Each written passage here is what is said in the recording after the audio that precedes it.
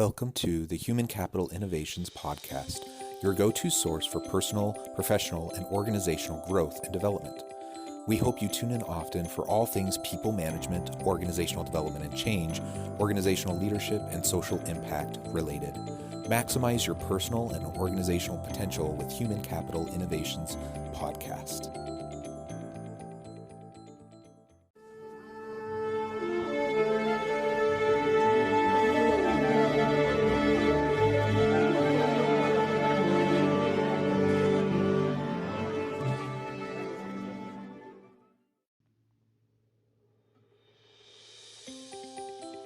Welcome to the Human Capital Innovations Podcast.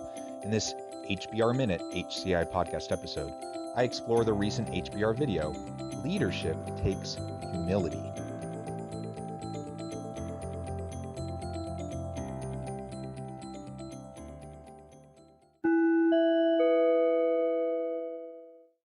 Welcome back to the Human Capital Innovations Podcast. It's great to be with you again today for this HBR Minute HCI podcast episode. Today I'll be exploring the recent HBR video, Leadership Takes Humility. Tim Westergren, co-founder of Pandora, believes that the most effective leaders are humble. They learn by doing. I tend to agree with him, and so I'll be exploring his thoughts and adding to them some of my own thinking as we digest and really pick apart this short HBR video. Thanks for joining me, and I'll catch you on the flip side of this first clip. There's a learning that I feel that I've had through this path that I learn and relearn over and over again, and that seems to be this truism through all the years, and that is to me the value of humility. Now, he has had tons of career success by any standard, really. People look to him as an example, and he's worked with some great organizations. And the very first thing he points out, the thing that sticks out to him most, that he's learned and relearned over time, is the value of humility. Now, maybe that seems trite, maybe that seems obvious. I don't know what your particular thinking is along those lines. And sometimes people talk about humility, they talk a good game because they know that's kind of what people want to hear. But that's not the impression I get with him. I think he's really trying to walk the walk as well. And he believes in the value of humility. Of course, he's not perfect, I'm not perfect. And it's tricky whenever you espouse some aspirational value like humility. It's a tricky thing because inevitably you're going to fall short. It's much easier to focus on things like self-interest because we're good at that. Everyone's good at seeking out their self-interest. People are good at tooting their own horn and those sorts of things. The value of humility, as he'll explore more in some of the forthcoming clips, isn't that you need to be a pushover. It's not that you're a doormat. You don't need to be a people pleaser. The value of humility simply means that as a leader, you recognize the necessity of continual learning and fostering a growth mindset and a learning environment for all of your people. That you don't ever get to the point where you feel like you've figured it out, that you understand what needs to be happening innately, but rather it's something you have to continually strive for. And if you have that humility, that intellectual humility, you can still have a tremendous amount of confidence as a leader. People want to see leaders with confidence. You can have a lot of skills and knowledge and capabilities, a wide range of competencies. And you can be proud of those things, and you can demonstrate your confidence in those things to your people. But ultimately, if we're humble, again and again, we'll come back to our people. We'll ask them the questions. We'll lean on their expertise. We won't assume that we know everything. And we will foster that environment of continual learning. When you run a business, you're faced with an enormous amount of uncertainty and experimentation. It's an adventure. And you really don't know what you're doing. You learn it in the doing of it. I think it's like being in a car driving at night on a windy road, it just sort of unfolds in front of you. And I think there's no more important characteristic to bring to that than humility, to sort of know that you don't know pretty much what you're doing. if we can first recognize that we don't actually know what we're doing. We're, as business leaders, as entrepreneurs, we're building the plane while we're flying it. There's a tremendous amount of uncertainty. And even if we've had past successes in other organizations and other roles, the particular context that we're in right now, probably we've never seen before. Even if we were in the exact same kind of role at a very, very similar kind of an organization, things still change. The context around us changes. The people within the context changes. There's just a tremendous amount of uncertainty and so many variables at play that we have to have that intellectual humility in order to be able to face each challenge anew, to be willing to recognize and acknowledge, yeah, I don't know. You can certainly lean on your past experience, your understanding, the mental models that you've used in the past to find success, but ultimately you don't know, and you have to rely on the expertise of the good people that you surround yourself. Great leaders surround themselves with great people. Great leaders develop and support their people and ultimately lean on the expertise of their people. All of that takes humility.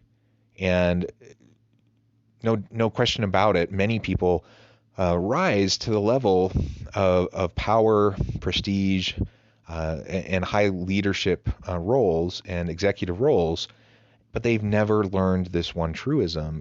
That is that humility is at the core. If your desire, your number one guiding motivation is to gain more power, more influence over others, chances are you're not going to have the humility necessary to lead within the messiness in the complex times that your organization faces. On the flip side, if you can foster that humility, you can learn, you can iterate, you can build that plane while you're flying it. You can figure out what's working, what's not working, and learn and grow and ultimately continue to innovate. And that will allow you to find success in the marketplace. And it starts with people sitting next to you. You have to, I think, by example, embrace a really horizontal, respectful work environment. And I think the more you inject hierarchy into the office, whether it's in the form of physical structures or titles or whatnot, the harder it is to kind of retain that sort of humble thread.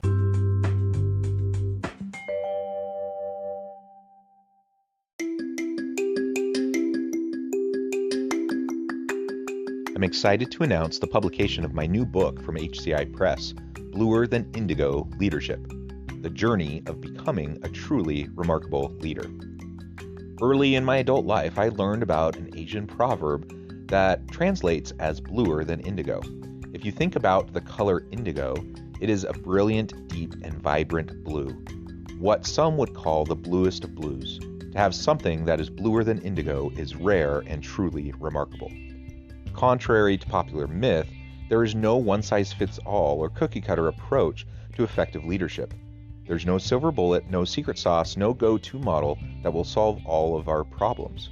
The truth is, great leaders have all had their unique strengths and flaws, and have all had to discover and then pave their own distinctive path in their life's journey to fulfill their leadership potential. Bluer Than Indigo Leadership will help you discover your own path and explore those ordinary, everyday actions that will help you respond to an uncertain future and produce extraordinary results for individuals, teams, and organizations.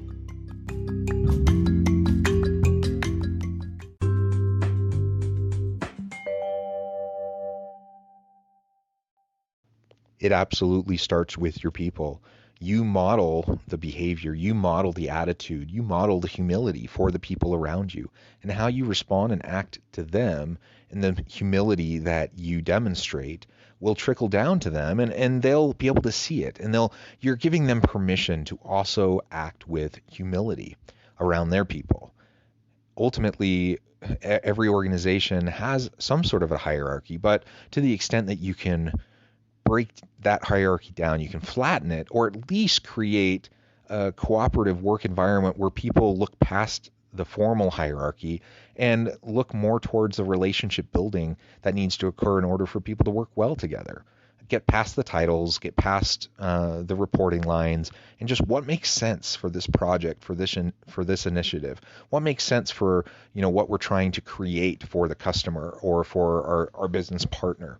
Ultimately, if that's the mindset, rather than boundary maintenance and I need to make sure everyone knows what my position title is and who reports to me and how important I am. If that's what we're focusing on, man, we're wasting so much time and energy. And guess what? The people that report to us are going to focus on the same things. But we can get past that. We can demonstrate that stuff doesn't really matter. There's a time and a place for structure and for hierarchy and for formal roles. But most of the time in the day-to-day, we don't want to be working behind those kind of walls. We want to break those down. We want to break down the silos.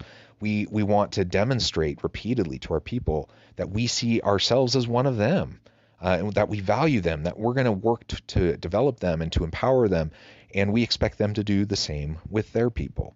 So surround yourself with excellent people. Surround yourself with very capable, very confident, but also very humble people who are willing to continually learn and who are willing to get past, the formal titles and not get stuck in this constant race for, trying to one up each other and position themselves in front of their colleagues.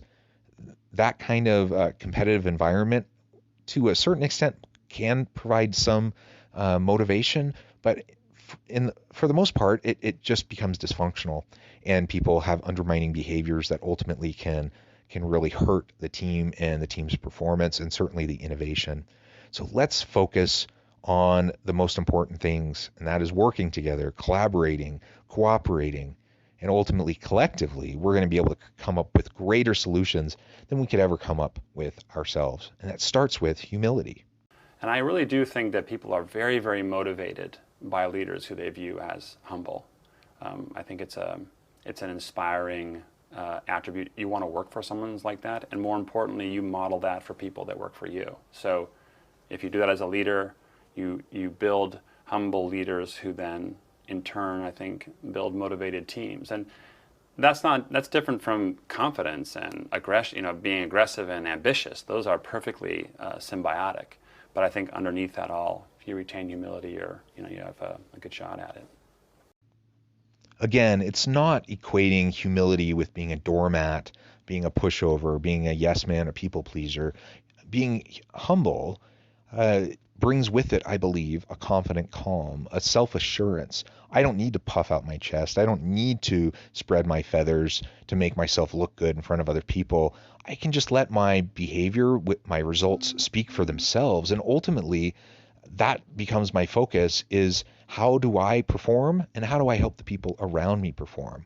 When I'm humble, that's really my focus. When you have arrogance, or when you're really caught up in the image that you're portraying and positioning yourself and power and those sorts of things, then often you spend a lot more time focusing on the political games going on in the organization rather than actually performing. Now, I'm not naive enough to think that we don't have to, navigate political messiness and complexities. But I do believe that if that's our number one focus, we're going to shortchange ourselves, our own potential, but also the potential of those people around us. So let's model for the sake of our own health and our own happiness and well-being, let's practice humility, but let's model for our people how to be humble. Give them permission to do the same. Chances are most of the people they've worked with in the past, most of the leaders they've worked with in the past, had that faux that faux confidence, which is arrogance, the opposite of humility, which ultimately people do not find motivating or inspiring. Rather, let's foster humility. Give them permission to also be humble and continually hungry for learning and knowledge, willing to coach and mentor and support the people around them, willing to develop their people. That is the humble servant leader, and that is inspiring. People love to work for people, for leaders like that. Again, that's not to say, as I said at the very beginning of this episode, that's not to say that you're going to be perfect. Espouse values like humility, that's a hard thing to live up to. You're not always going to get it right, and sometimes you're going to come across as cocky or arrogant. And sometimes your ambition, sometimes your drive will be seen by some as you being arrogant. But if you are constantly coming back to reassuring people that you don't think you're better than them, you're just focusing on performance. You're just focusing on getting things done and making a difference in the lives of those around you. And if you're continually investing in those relationships with others, they will recognize the humility in you, and they will want to work with you. They will want to work for you, because they know working for you doesn't mean that you put yourself above them, but they know that they're co-creators in the process of doing the work that needs to be done for the organization. I completely agree with them. I think humility is the number one attribute of a really great leader. Without it, I think we can go through the motions, we can look the part, but ultimately we're going to fall flat. We're going to fall short. Thank you for joining me for this episode of the Human Capital Innovations Podcast. As always, I hope you stay healthy and safe, that you can find meaning and purpose at work each and every day, and I hope you have a great week.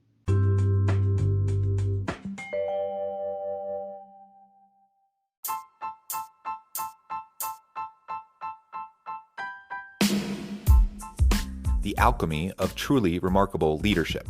Ordinary, everyday actions that produce extraordinary results. Consider how the nature of work has shifted over the past 50 years. With increased globalization, rapid technological advancement, and the shift in economic composition, the average job of today looks very different than the average job of 50 years ago. What will the jobs and organizations of tomorrow look like? Moreover, what does this all mean for organizational leaders? What are the core competencies and capabilities of organizations and their leadership that are prepared for continued disruption and geopolitical and socioeconomic shifts? Regardless of what the future holds, increasingly, leaders need to be socially minded, data-driven, decisive, champions of talent, and disruptors of the traditional notions of leadership, teams, organizations, and work.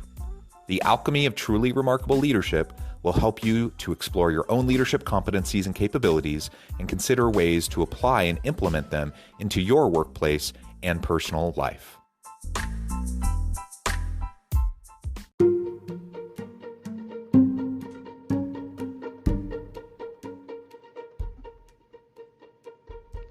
Check out Human Capital Innovations magazine, Human Capital Leadership. Human Capital Leadership is a free, interactive e-magazine with the mission to help individuals, leaders, and organizations find innovative approaches to maximize their human capital potential. We publish issues quarterly in August, November, February, and May.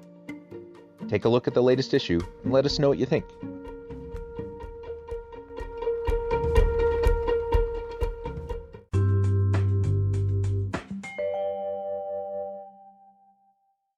Thanks again for joining us for this episode of the Human Capital Innovations Podcast.